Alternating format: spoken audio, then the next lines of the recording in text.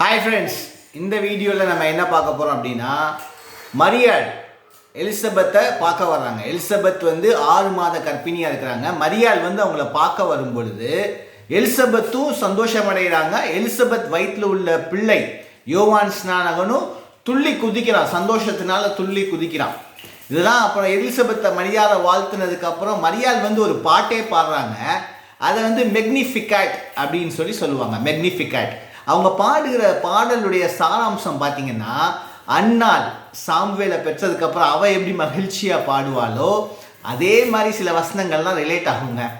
அப்போ பாருங்களேன், எளிமையானவர்களுடைய சத்தத்தை, ஒடுக்கப்பட்ட நொறுக்கப்பட்ட மக்களுடைய சத்தத்தை ஆண்டவர் கேட்குறாரு, அவங்க கூட இருக்கிறாருன்றதுக்கு இந்த 2 பாடல்களும் ரொம்ப அருமையான ஒரு எடுத்துக்காட்டுங்க.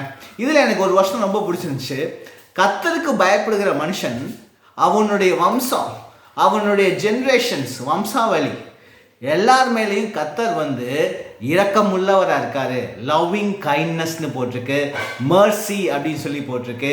அப்போ நாம் இந்த தலைமுறையில் வாழ்கிற நம்ம ஆண்டவருக்கு பயந்து உண்மை உள்ளவர்களா உத்தமர்களா நம்ம வாழும் பொழுது நம்ம சந்ததி, நம்ம வம்சாவளி எல்லாத்துக்குமே கடவுள் வந்து இரக்கமுள்ளவராக இருக்காருங்க.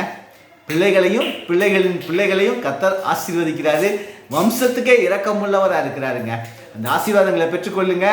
கர்த்தருக்கு பயந்து நடங்க, தவறுகள் செய்யாதீங்க, பரிசுத்தமாக வாழுங்க, உத்தமர்களா உண்மையுள்ளவர்களா இருங்க. God bless you.